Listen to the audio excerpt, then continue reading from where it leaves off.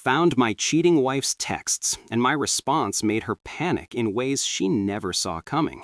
I'm Marcus Thompson, 39 years old, and for 13 years I believed my marriage to Sarah was bulletproof.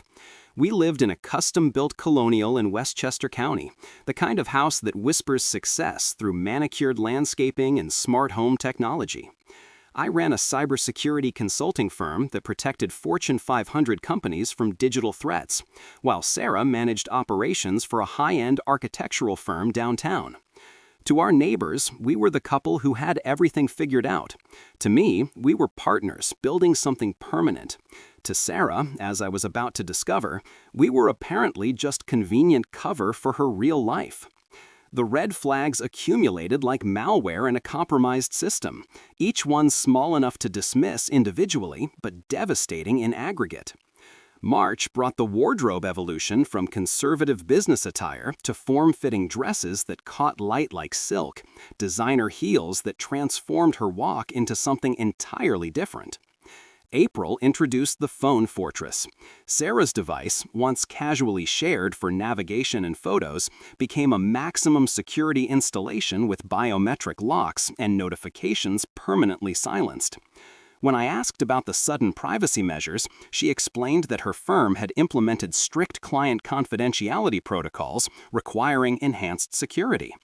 The explanation made perfect sense, which should have been my first warning. May saw the schedule chaos that would become our new reality. Sarah's responsibilities had apparently expanded to include evening presentations, weekend site visits, and overnight conferences in cities that seemed to change each time I asked for details. June brought the dead bedroom situation that developed like a slow system failure. Sarah always had legitimate reasons for avoiding intimacy: exhaustion from demanding clients, stress headaches, hormonal fluctuations that killed her libido. But she had endless energy for her mysterious colleague dinners and architectural society events that stretched past midnight. July introduced David, a senior partner who existed only in carefully edited stories. She'd mention him casually, always in professional contexts, painting him as a mentor, helping her navigate office politics and client relationships. Looking back, I realized she was conditioning me to accept his presence in her life, making him seem boring and safe rather than exciting and dangerous. August brought girls' trips with architectural colleagues I'd never met, despite Sarah working for the same firm for 8 years. These women required spa weekends and wine country retreats that Sarah would return from glowing and energized, talking enthusiastically about bonding experiences that somehow never included me. The breaking point came on a Tuesday night in late September that smelled like rain and tasted like betrayal. Sarah had announced a mandatory client presentation that would keep her at the office past midnight, requiring her to stay downtown rather than make the late drive home. She packed an overnight bag with care that seemed excessive for a business emergency, including lingerie I'd never seen and perfume that definitely wasn't for impressing architectural clients. When I offered to drive her to the train station, she quickly explained that David was coordinating transportation for the entire team to ensure they could review presentation materials together. That evening, alone in our house for the first time in months, I couldn't shake the feeling that I was living inside an elaborate deception. Sarah's stories had become too polished, too detailed, too rehearsed to be entirely truthful. My cybersecurity background teaches you that systems tell the truth when people won't, and I found myself analyzing our conversations like security logs, looking for anomalies and unauthorized access attempts in her emotional firewall. The revelation came at 11:47 p.m. when I was reviewing client security assessments in my home office. Sarah had left her tablet charging on the kitchen counter, something she never did anymore, and a notification sound pulled me from my work. The device was unlocked, displaying a message that would shatter 13 years of marriage beyond repair. The text was from David, and the preview made my blood freeze. "He's working late. Come over after midnight. I'll leave the side door unlocked so you don't have to ring." My hands shook as I read the full conversation thread, each message revealing deeper layers of systematic betrayal that had been operating under my nose for months. "Can't wait to see you tonight. Tell him it's another late presentation. Bring that black dress I bought you. My place at 11, usual routine. The timestamps showed a pattern of late-night meetings that coincided perfectly with Sarah's mysterious work emergencies and extended office hours. This wasn't a recent development or momentary lapse in judgment. This was an established relationship with schedules, routines, and shared secrets that had been running parallel to our marriage for over 6 months. But the message that destroyed me completely was Sarah's response from earlier that evening. Marcus is locked in his office until at least 2 a.m. working on quarterly security audits. I can stay until sunrise if you want. She knew my work habits better than I did, had been using my professional dedication to facilitate her betrayal, turning my commitment to our financial security into opportunities for adultery. The woman I'd trusted with 13 years of my life had been weaponizing our domestic routines to systematically destroy our marriage while I remained gratefully oblivious to her understanding about my demanding career. I sat in our kitchen holding evidence of years of lies and felt something fundamental shift inside me. The shock, the disbelief, the searing pain of betrayal began crystallizing into something colder and infinitely more dangerous. Sarah had been playing a game I didn't know existed, using rules I'd never agreed to follow. But the game had just changed completely, and she had no idea that her boring, predictable husband, who spent his career protecting other people's digital assets, was about to become the most dangerous threat she'd ever encountered. The cybersecurity expert had just discovered the ultimate insider threat, and unlike the corporate breaches I investigated for clients, this one was personal. My response wouldn't just make her panic, it would make her understand that underestimating the quiet guy who pays attention to details is the most expensive mistake anyone can make. Instead of confronting Sarah immediately and giving her time to construct elaborate lies, I made a strategic decision that would transform me from victim to hunter. I spent the next hour conducting digital reconnaissance with the methodical precision I used for corporate security breaches. Sarah's tablet, still connected to our shared cloud storage, had been automatically syncing data she'd forgotten about. Photo backups, location history, calendar synchronization, and message threads painted a comprehensive picture of systematic deception spanning 8 months. I took screenshots of every incriminating message, documented timestamps, and transferred the entire conversation thread to an encrypted drive with multiple backups. This wasn't about emotional confrontation. This was about building irrefutable leverage for total destruction. My cybersecurity background had taught me that the most dangerous threats are insider attacks, and Sarah had been the ultimate insider threat for months. I activated location services she'd disabled, installed monitoring software on our shared devices, and set up tracking systems that would document every movement and conversation.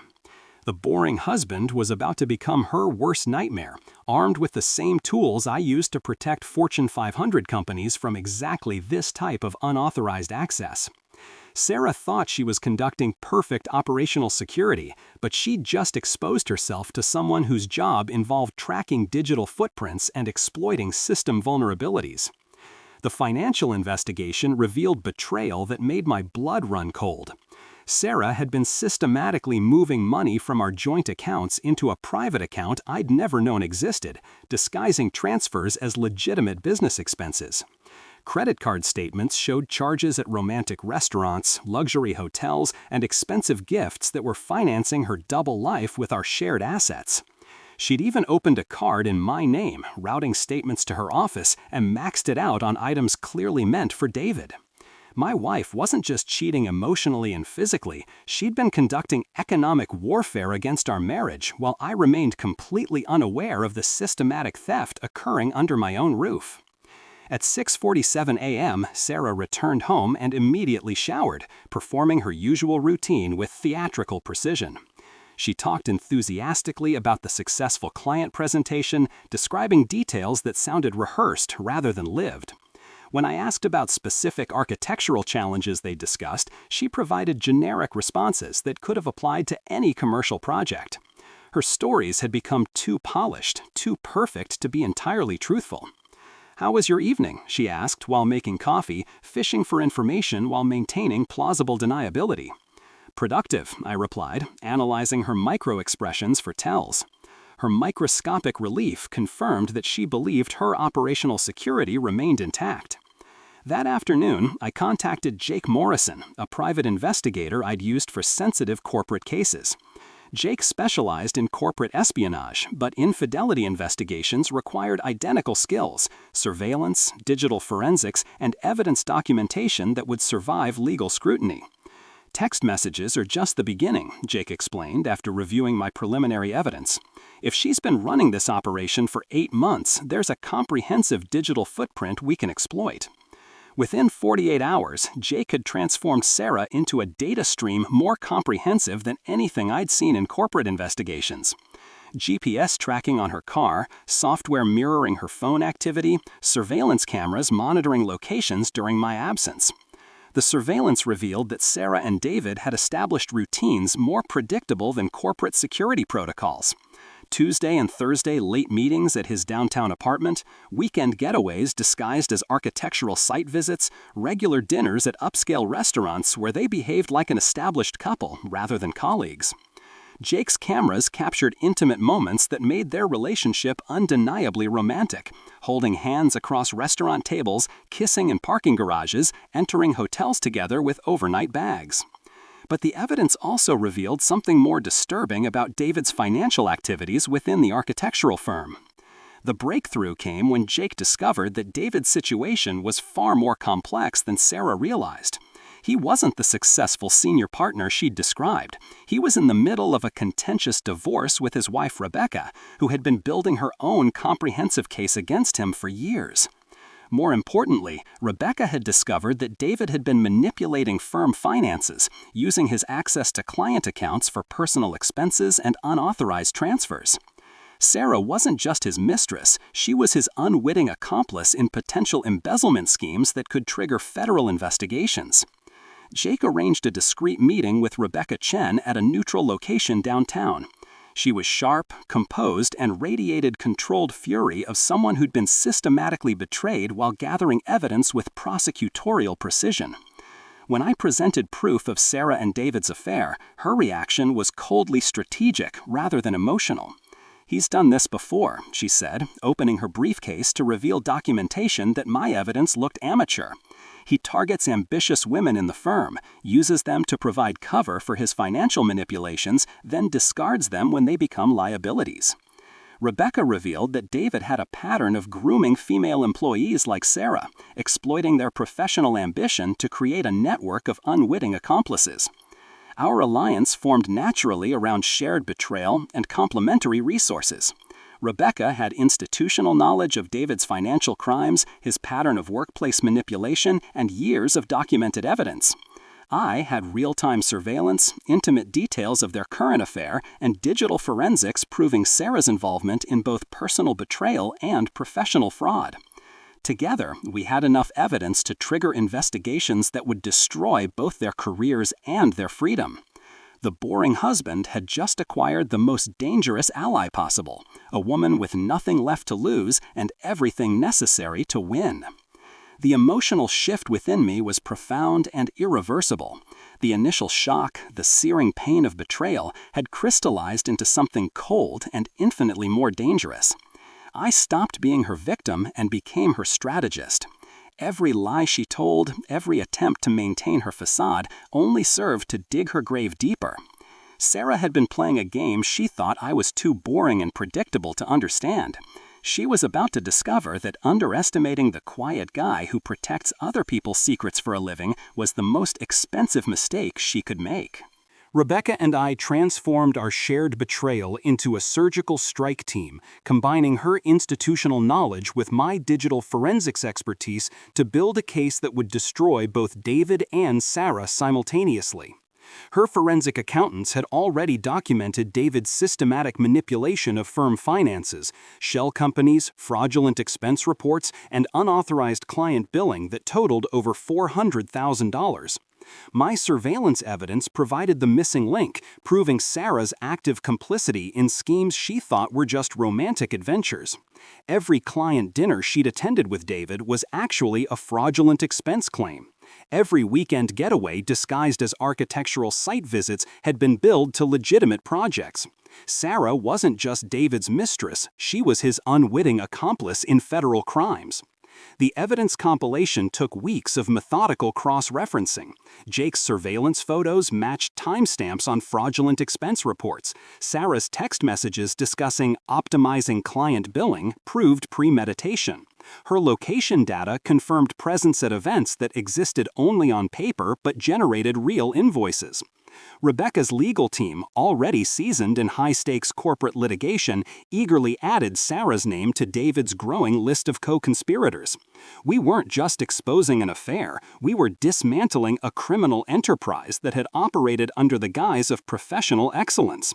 But I needed to test their operational security before committing to total warfare. At 11:42 p.m. on a routine late presentation night, I executed what I called the panic protocol. I sent Sarah a single text she couldn't ignore. Emergency at client site, resolved early, home in 20 minutes. The response was immediate and devastating. Jake's mirrored feed showed her typing frantically to David. "Abort, he's coming home. I'll call you from the car." Her location pin raced from David's apartment toward our neighborhood like a thief fleeing a silent alarm. When she rushed through our door at 12:07 a.m., hair hastily smoothed and blouse poorly rebuttoned, I was calmly rinsing a glass at the kitchen sink. "Thought you said 2, she managed, voice artificially sweetened. "It resolved faster than expected," I replied, watching her eyes flick toward her phone for instructions that wouldn't come. The panic test proved 2 critical points. They were brittle under pressure, and with the right audience, they would shatter completely. The venue selection required strategic precision. David was scheduled to receive the Excellence in Urban Innovation Award at the Northeast Architectural Summit, a black-tie gala attended by over 800 industry professionals. This wasn't just recognition, this was David's coronation as the face of ethical leadership in architectural design. Sarah, as his supposed protégé and project coordinator, would be seated at the head table, basking in reflected glory while completely unaware she was walking into her own professional execution. I purchased a platinum sponsor table through my cybersecurity firm, ensuring prime positioning with direct sightlines to the main stage and guaranteed access to the hotel's presentation systems. Rebecca used her extensive network to position key witnesses throughout the ballroom. Compliance officers from the Architectural Licensing Board, investigative journalists from industry publications, and federal agents already building cases against similar fraud schemes would all witness what unfolded.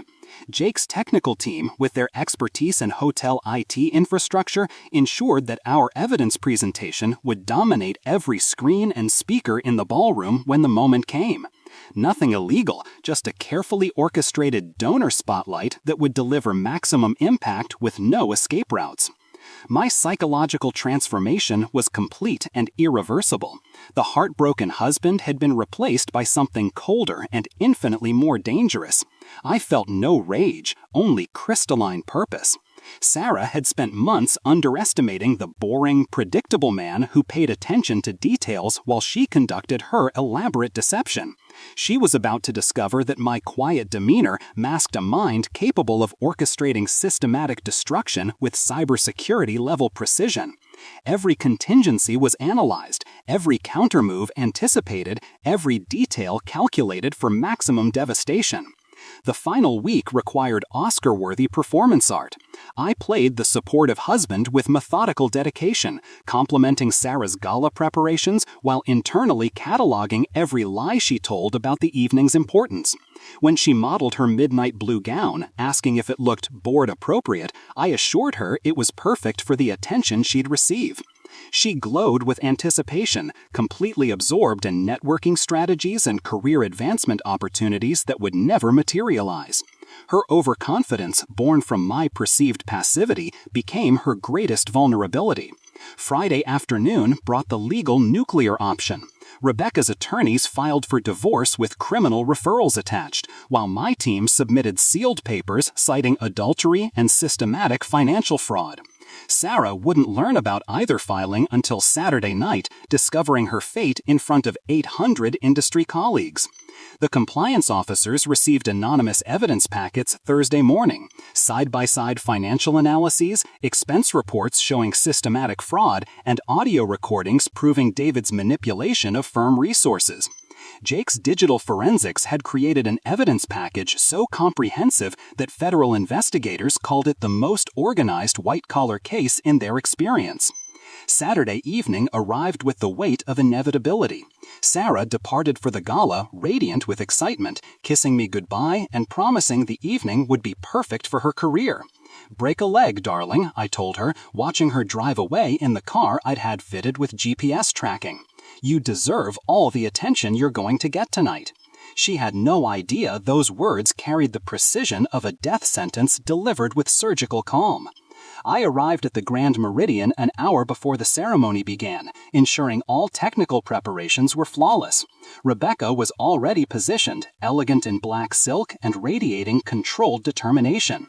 We exchanged a subtle nod, the unspoken communication of two people about to execute the most important mission of their lives. David and Sarah entered 15 minutes later, arm in arm, projecting untouchable success as they worked the room with practiced charm. Sarah glowed with arrogant confidence, completely absorbed in her fabricated reality, while her boring husband watched from across the ballroom, preparing to deliver the most dangerous surprise of her life. The stage was set, the audience primed, and the stars of our show were about to deliver a performance that would end their careers, their freedom, and their carefully constructed fantasy. The boring, predictable husband had become inevitable, and Sarah's panic was about to become permanent. The Grand Meridian Ballroom glittered like a monument to professional success. 800 architectural industry leaders celebrating excellence while completely unaware they were about to witness the most spectacular corporate downfall in their field's history. Crystal chandeliers cast warm light over tables draped in pristine white linen, each setting representing years of career advancement and networking relationships that would be forever altered by what was about to unfold. I sat at our platinum sponsor table with Rebecca, both of us radiating the calm confidence of people whose victory was mathematically inevitable. David commanded the head table like a king holding court, gesticulating confidently while describing innovative urban planning strategies to colleagues who had no idea they were listening to systematic fraud disguised as professional achievement. Sarah positioned herself strategically beside him, radiant in her midnight blue gown, absorbing praise for project coordination work that existed primarily on fraudulent expense reports. For 90 minutes, I watched my wife bask in recognition for criminal enterprises while internally preparing for her world to collapse with surgical precision.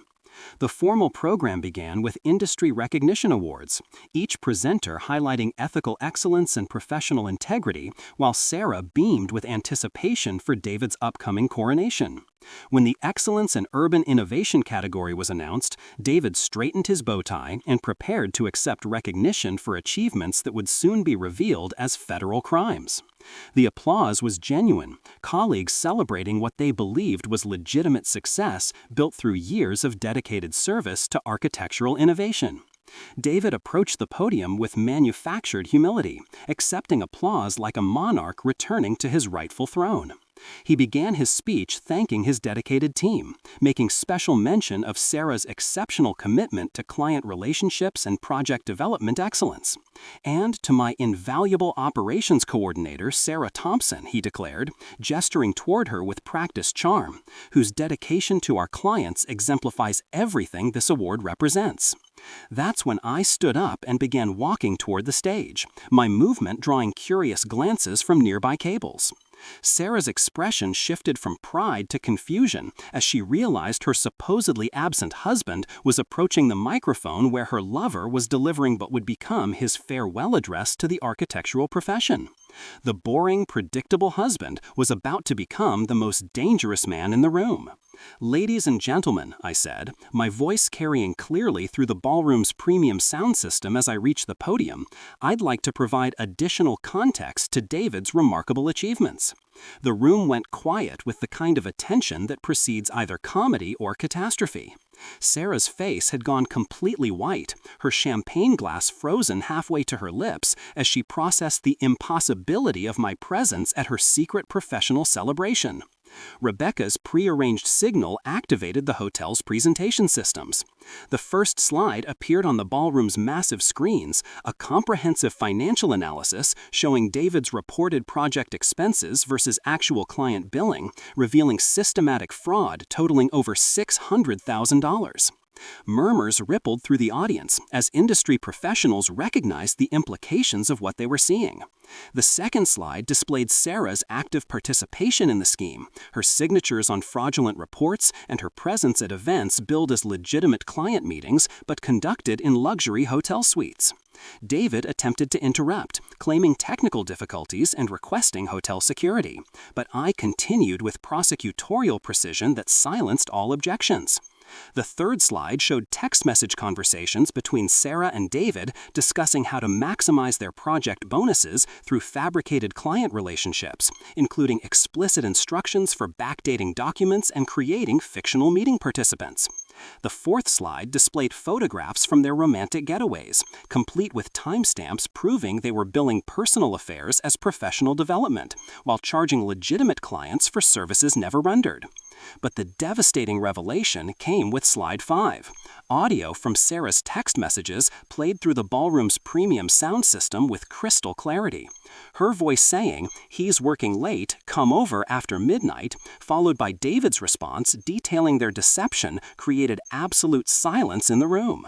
800 architectural professionals simultaneously realized they were witnessing not just infidelity, but systematic corporate fraud that had operated under the guise of professional excellence for over 2 years. Sarah stood abruptly, knocking over her chair and spilling champagne across the white tablecloth. But there was nowhere to run. Federal agents Rebecca had positioned strategically throughout the ballroom were already moving toward exits, ensuring key witnesses wouldn't disappear before providing statements. Hotel security, briefed about the situation, stood ready to maintain order while investigators completed their documentation of what had just become the most public corporate fraud exposure in architectural industry history. When Rebecca stood and walked to the microphone, identifying herself as David's wife and the source of the comprehensive fraud investigation, the ballroom erupted in controlled chaos. "My husband has been running this scheme for over 3 years," Rebecca announced with clinical precision, using ambitious women like Sarah Thompson to provide credibility while he systematically stole from clients and manipulated firm finances. "The FBI has been building their case for 18 months, and tonight's presentation simply makes their evidence public."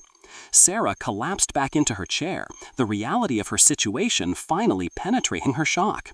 David, stripped of stage and script, tried to claim this was a personal vendetta by jealous spouses, but the evidence was overwhelming, and the audience was composed of industry professionals who understood exactly what they were witnessing. The final slide was a masterpiece of strategic destruction, a comprehensive analysis showing how David's systematic fraud had cost clients over $2 million while generating fraudulent commissions for himself and his accomplices. The evening concluded with David and Sarah being escorted from the ballroom by federal agents, who'd been waiting in the hotel lobby, their arrests witnessed by architectural industry colleagues who would ensure news of their downfall spread throughout the professional community within hours. The Excellence in Urban Innovation Award remained abandoned on the podium, a monument to the gap between appearance and reality. As Rebecca and I walked toward the lobby, we passed Sarah's abandoned evening purse on the table where she'd been celebrating what she thought would be her career pinnacle. The boring, predictable husband had just orchestrated the most dangerous evening of several people's lives, transforming a celebration of professional excellence into a demonstration of inevitable justice. My response had made her panic permanently. The aftermath unfolded with the precision of a controlled system shutdown, each consequence cascading into the next like perfectly timed dominoes. Within 72 hours of the architectural gala, both Sarah and David discovered that public humiliation was merely the opening act of their complete destruction. Monday morning brought federal indictments, asset freezes, and the systematic dismantling of everything they'd built through years of calculated deception. The boring husband had orchestrated the most comprehensive revenge in corporate history, and every detail had been planned with cybersecurity-level precision that left no possibility of recovery. Sarah's career evaporated before her morning coffee cooled. The architectural firm terminated her immediately with cause, voiding severance packages and triggering clawback provisions for fraudulent commissions spanning 3 years. Her professional license was suspended pending federal investigation, effectively blacklisting her from any future employment in the industry she'd spent 13 years building. The colleagues who'd once celebrated her project coordination skills now whispered about her criminal charges in conference rooms where her name had become synonymous with corporate fraud and professional betrayal. David faced federal charges that carried mandatory minimum sentences: wire fraud, mail fraud, conspiracy, and money laundering that his Excellence in Urban Innovation Award couldn't mitigate. Rebecca's meticulous documentation, combined with my digital forensics, had created an evidence package so comprehensive that federal prosecutors called it the most organized white-collar case in their experience. His architectural empire collapsed within a week, his assets frozen, his business partnerships dissolved, and his reputation destroyed so thoroughly that former allies refused to acknowledge they'd ever known him. The plea negotiations were brutal. He ultimately accepted 26 months in federal prison and restitution orders that would outlive his career. The divorce proceedings moved with unprecedented speed thanks to overwhelming evidence of adultery, systematic theft, and premeditated asset stripping. Sarah's attorney recommended she accept whatever terms I offered rather than face a trial that would expose additional criminal charges. The prenuptial agreement she'd forgotten about protected my business assets. The house she thought she'd inherit was owned by a trust I'd established years earlier, and the joint accounts she'd been systematically draining were frozen with forensic accountants tracking every stolen dollar. She walked away with her personal belongings, mounting legal bills, and the knowledge that her betrayal had cost her everything she'd worked to build. But the most satisfying destruction came from watching her support system collapse like a compromised network under attack. Her sister Jennifer, who'd giggled during recorded phone calls about exit strategies, discovered that family loyalty has limits when federal investigators start asking questions about complicity. Colleagues who'd initially defended her affair quickly distanced themselves when criminal charges became public. Even David, facing federal prison time, turned on her during plea negotiations, claiming she'd manipulated him into the fraud scheme that destroyed his firm. 6 months later, I was reviewing investment portfolios that had grown substantially since I'd strategically positioned assets before Sarah's world collapsed. My cybersecurity consulting firm had expanded dramatically, benefiting from companies suddenly aware that trusted employees could be systematically stealing while appearing professionally successful. The contracts I signed in the aftermath of the architectural scandal were worth more than Sarah's annual salary, and my reputation for detecting internal threats had made me the most sought-after consultant in corporate security. The quiet, methodical approach that Sarah had called boring was now recognized as a strategic advantage worth millions. Rebecca and I had developed a relationship built on mutual respect and shared experience of strategic revenge executed flawlessly. She'd emerged from her divorce with David's legitimate business assets, his client portfolio, and custody arrangements that limited his access to their children to supervised visits after his conviction. Together, we'd built something genuine from the ashes of our destroyed marriages, founded on loyalty and honesty rather than convenience and deception. Our professional partnership had evolved into a specialized consulting firm focused on corporate fraud prevention, turning our personal trauma into valuable expertise that protected other companies from internal threats. The moment of perfect closure came on a Tuesday evening when Rebecca and I were dining at an upscale restaurant downtown, celebrating the first anniversary of our victory over systematic betrayal.